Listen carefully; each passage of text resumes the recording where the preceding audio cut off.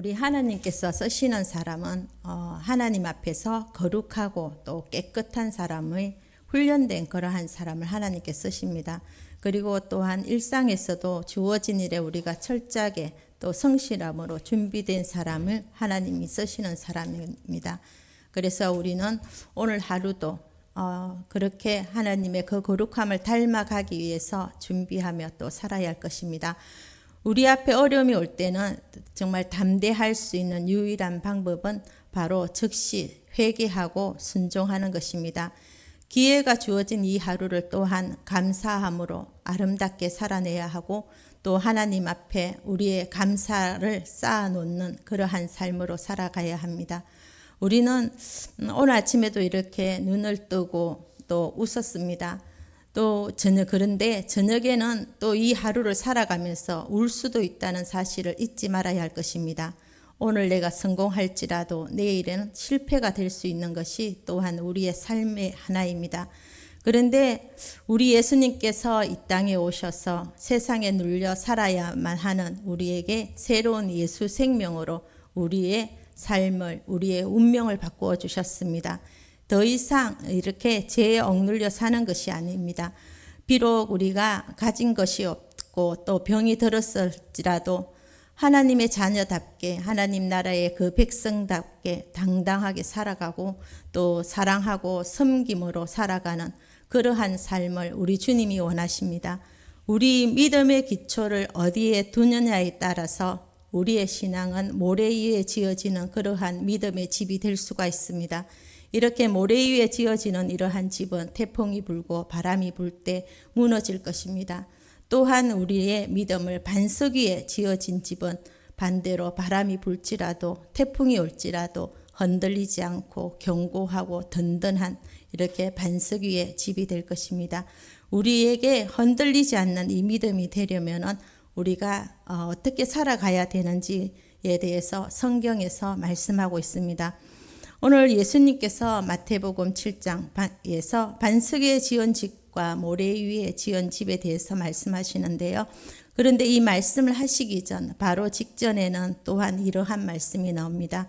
그날에 많은 사람들이 마지막에 주여 우리가 주의 이름으로 선지자 노릇도 하고 또 권능도 행하고 귀신을 쫓아내었는데 왜 주님께서는 우리를 기억하지 못하느냐고 말하죠. 그때 우리 예수님께서 말합니다. 그렇게 너희가 수많은 그 선지자와 노릇하고 또 귀신도 쫓아내고 권능을 행하지 너희들을 내가 너희들을 도무지 알지 못하니 불법이 행하는 자들아 내게서 떠나가라 합니다. 우리 주님은 내가 너희를 알지 못한다고 분명하게 말씀하시는데요.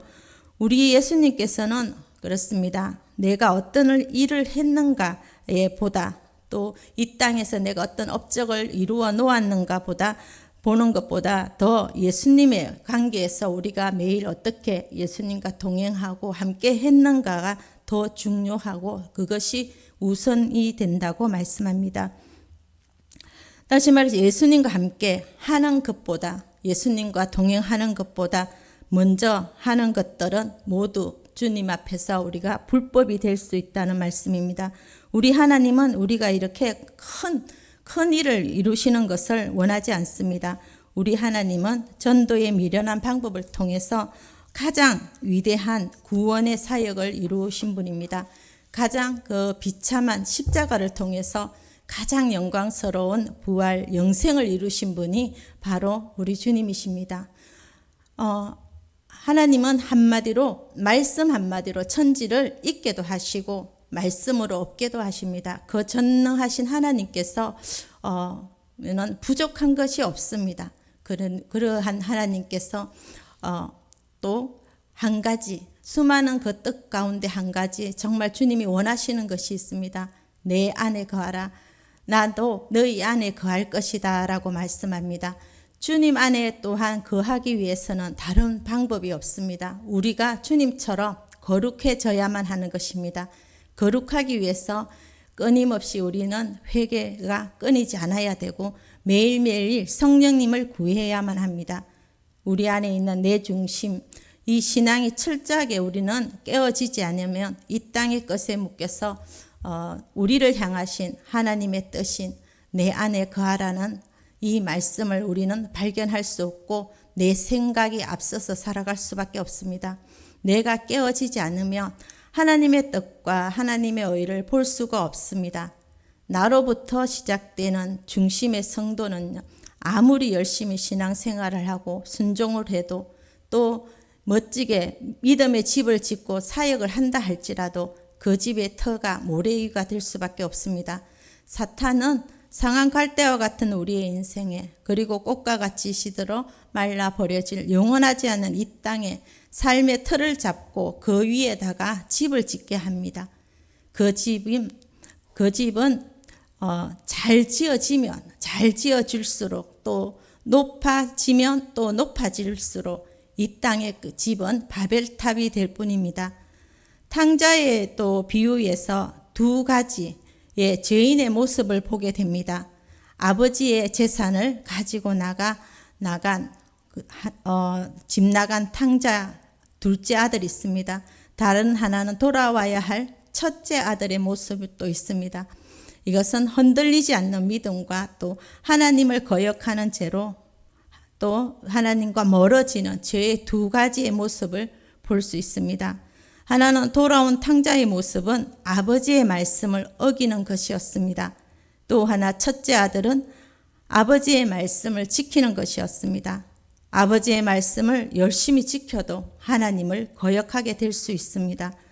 이 두 아들의 겉모습은 달랐지 자기 자신과 자기의 유익, 이 땅의 것, 또 모래 위에 기초를 쌓아두며 살았던 똑같은 죄인의 모습입니다.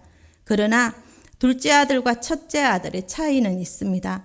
탕자는 자기 자신과 삶에 대해서 완전히 항복합니다. 그래서 아버지 집에 돌아오면서 이제 아들로서가 아니라 아버지 집의 품꾼으로 살겠다는 마음으로 돌아옵니다. 그리고 하나님 앞에 엎드려 회개합니다. 그러나 첫째 아들은 자신의 모습이 어떠한지 전혀 보지 못하는 죄의 불감증에 걸려 회개할 기회를 놓쳐버리고 말았습니다. 회개하라는 말씀 앞에 우리도 또한 철저히 회개하는 것이 하나님의 가장 큰 은혜입니다. 우리는 지금 눈앞에 우리가 원하는 대로 정말 기도가 응답되어 있는 것이 기적이요 축복이라고도 생각합니다. 이 땅의 기준이 되는 모든 것은 그것은 바로 모래 위에 지어진 집입니다. 그러나 반석 위에 세워진 흔들리지 않는 믿음의 축복은 내가 얼마나 정말 죽을 죄인임을 발견합니다. 세상의 모든 사람이 죄인이지만은 가장 악하고 답 없는 죄인이 바로 나라는 사실입니다. 내가 죄인임을 내 심령 안에 깨달아지는 것, 나의 나된 것을 완전히 포기되어져서 이제는 나로서는 과거, 현재, 미래 모두 소망이 없음을 철저하게 깨닫고 두 손 들고 주님께 엎드리는 이것이 바로 축복이며 이것이 바로 반석에 세워지는 든든한 집입니다. 왜냐하면 복의 권원이고 반석 대신 예수님은 의인을 부르시러 이 땅에 오신 분이 아니라 나와 같은 죄인을 부르기 위해서 오신 분이시기 때문입니다. 예수님께서 이 땅에 오신 목적이 분명히 있습니다. 우리 죄를 사하기 위해서 우리 십자가에서 또 예수님께서 친히 제물이 되어 주셨습니다. 화목제물로 오셨습니다. 죄를 미워하고 심판하셔야만 하는 하나님의 그 분노가 죄를 지은 우리의 머리 위에 쏟아져야 하지만은 그 형벌과 심판이 우리가 아닌 예수님의 십자가에 의해 부어졌습니다. 그렇게 죄의 값을 예수님께서 대신 치르심으로 하나님의 그 심판의 그 분노가 해결되어집니다. 그리고 우리와 하나님과의 깨어진 그 관계를 회복하게 해주셨습니다. 그것이 바로 우리 예수님께서 이루신 화목입니다. 이렇게 예수님 안에서 하나님의 관계가 우리가 회복될 때에 하나님 아버지의 마음이 성령으로 말미암아 우리 안에 부어집니다. 친히 우리 안에 찾아오십니다.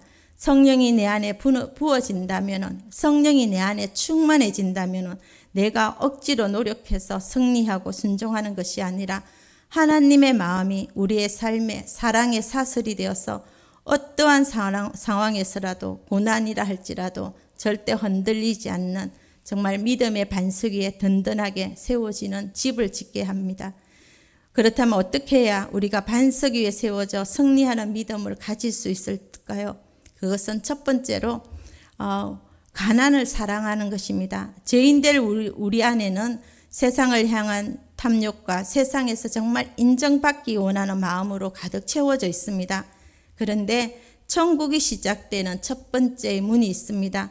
천국의 첫 열쇠가 바로 예수님께서 말씀하신 산상수훈의 팔복의 첫 번째의 말씀입니다. 심령이 가난해지는 것입니다. 심령이 가난해져야만은 천국을 가질 수 있습니다. 신앙생활의 가장 기초가 되는 심령이 가난해지는 것부터 신앙생활은 시작됩니다. 심령이 가난해진다는 것은 그것은 단순히 물질적으로 무소유가 되는 것은 아닙니다. 모든 것에서 이 땅에 대한 가치, 또 이 땅에서 내가 소중히 여기는 모든 것에 대해서 그러한 욕심을 포기하고 우리 주님 앞에 엎드리는 것입니다. 소유하고 싶은 욕심이 강하면 또 강할수록 우리 안에 중독이 된다는 사실입니다. 흔히 우리는 생각합니다. 중독은 술이나 담배, 마약 이러한 것에 반복해서 채워지는 것으로 그렇게 죄를 짓는 것으로만 생각하지만은 인격의 죄도 중독이 될 수 있습니다. 혈기 내는 것, 게으른 것, 또 거짓말하는 것, 수군수군하는 것 이런 것들이 바로 죄의 습관입니다. 가정에서 감정을 절제 못하고 한두 번 화를 내고 혈기 내면 그것이 또한 습관이 되고 그런 환경이 될 때에 그런 상황이 되면 또 똑같이 혈기를 내게 됩니다. 이것은 우리의 몸으로 인격으로 완전히 우리 안에 고착되어 있기 때문입니다. 그런데 우리가 그것이 정말 죄라고 고쳐져야 된다고 생각하지 못하는 것은 내 안에 내 자존심을 내려놓기 싫기 때문입니다.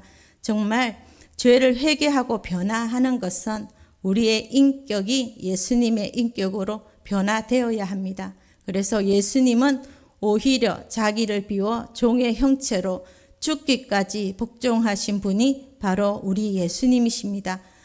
빌립보서 2장 7절과 8절 말씀입니다. 오히려 자기를 비워 종의 형체를 가지사 사람들과 같이 되셨고 사람의 모양으로 나타나사 자기를 낮추시고 죽기까지 복종하셨으니 곧 십자가에 죽으심이라. 주님의 인격은 가난해지심으로 말미암아 온유와 겸손 또 신의 성품을 이루신 분이 바로 우리 예수님이십니다. 우리가 무너지지 않는 믿음을 갖기 위해서는 주님을 얻는 것 외에는 모든 것에서 가난해지기를 우리는 마음으로 결단해야 할 것입니다. 주님을 얻는 것에서만 우리가 부유해져야겠다는 이 갈망이 우리의 소망이 되어야 할 것입니다. 반석 위에 세워진 믿음을 소유하는 것은 내가 죄인임을 알고 그리고 하나님 아버지의 마음을 아는 것입니다. 주님을 내 뜻과 내 힘과 뜻으로 사랑하고 따르는 것과 또 성령님을 통해서 아버지의 마음으로 사랑하고 따르는 것은 전혀 다릅니다. 성령님을 통해 부어주신 아버지의 마음과 사랑이 아니고 내 열심은 결국 주님을 위한 것이 아니라 자기의가 되어버립니다. 이렇게 자기의가 쌓이게 되면 동시에 또한 나타나는 현상이 있습니다. 자기 자신의 모습을 볼 수 없게 됩니다. 제자들을 보면은 예수님이 곁에서 말씀하시는데도 무슨 말씀이고 또 무슨 뜻인지 전혀 알지도 못합니다. 가룟 유다가 그렇습니다. 가룟 유다가 주님 나는 아니지요 라고 이러한 말을 하고 예수님을 팔려고 나갑니다. 죄의 불감증입니다. 주님 저는 아니지요. 아무리 이곳에서 우리가 말씀을 듣고 회개하라 해도 나는 그렇게까지는 아니지요. 이 죄의 심각한 불감증은 영적인 문둥병이라는 질병에 걸리게 되면 우리의 몸은 주님과 함께 있을지라도 우리의 마음은 다른 곳에 있는 심각한 그 질병에 걸리게 되는 것입니다. 공생의 3년 동안 예수님을 동행했던 제자들을 보면은 주님 여기서 누가 제일 큰 자인가요? 주님 누구를 더 사랑하시나요? 동생인가요? 나인가요? 주님과 함께 먹으면서 매일매일 주님과 함께 동행하고 주님과 함께 했지만은 주님의 생각과 우리의 생각은 너무나 다르다는 사실입니다. 내 중심, 내 의, 내 나라를 막 세우려고 합니다. 내 의로 예수님의 그 사역을 묶어 놓습니다. 왜냐하면 우리의 신앙생활에 하는 것에 있어서 너무 당당하기 때문입니다. 그동안 다 버리고 주님을 따랐던 그 삶이 내 의가 되어서 자신 있게 하나님 앞에서 내 뜻을 요구합니다. 하나님, 내가 이렇게 했잖아요. 제가 이렇게 예배드리고 제가 이렇게 헌금하고 제가 이렇게 살았잖아요. 하나님, 제가 이렇게 하나님 앞에 헌신했잖아요. 심지어 우리는 나의 구원까지도 당연한 것으로 주님 앞에 요구하게 됩니다. 예수님께서 제자들의 마지막 날, 죽으시기 전날 그들을 데려다가 발을 씻어 주십니다. 그러면서 제자들에게 말씀하십니다. 내가 너희들의 발을 닦아 주겠다. 그런데 베드로가 대뜸 나와서 말합니다. 주님, 안 됩니다. 내 발은 절대로 못 닦습니다. 그리고 예수님께서 또 베드로에게 내가 고난받고 죽었다가 다시 살아나리라 하시니까 베드로가 또 말합니다. 절대 주님, 그럴 일은 없습니다. 베드로가 하는 말은 전부 주님, 안 됩니다. 얼핏 보면은 베드로가 하는 일이 정말 주님을 위한 것 같습니다. 베드로 자신도 주님을 위한다고 착각하고 있습니다. 그런데 주님은 정확하게 보시고 이렇게 말씀하십니다. 사탄아, 내 뒤로 물러가라. 어디로 물러가라고 하나요? 예수님 뒤로. 우리가 있어야 할 자리는 예수님의 말씀과 뜻을 받들어 순종하는 그 자리입니다. 주의 길을 간다 하고 또 사역을 하고 섬기고 봉사라 할지라도 그것이 우리 주님보다 앞서는 자리라면 예수님께서 사탄아, 내 뒤로 물러가라 하시는 그 불법이 될 수 있다는 것입니다. 본인만 모르는 죄의 불감증이 엄청난 이 자아가 깨어지지 않으면 결국 신앙생활을 우리가 아무리 열심히 해도 또 하면 할수록 더 절망이 되고 말 것입니다. 우리가 변화될 수 있는 방법은 주님이 우리를 얼마나 사랑하시는가, 주님이 우리를 향한 그 희생이 어떤 것인가를 철저하게 깨닫는 것입니다. 그 주님의 마음, 우리를 향한 그 사랑의 마음을 우리가 진정 알아갈 때 그때서야 우리가 효도할 수 있는 믿음의 자녀가 될 것입니다. 머리로 하는 예수님의 그 사랑이 가슴으로 내려와 정말 아버지의 마음을 경험하고 또 우리가 귀로만 들은 십자가의 복음을 내 가슴으로 심겨져서 주님과 함께 십자가 지고 걸어가려면 우리는 반드시 거룩해야 될 것이고 회개하여야 합니다. 순종으로 나아가는 걸음이 되어야 할 것입니다.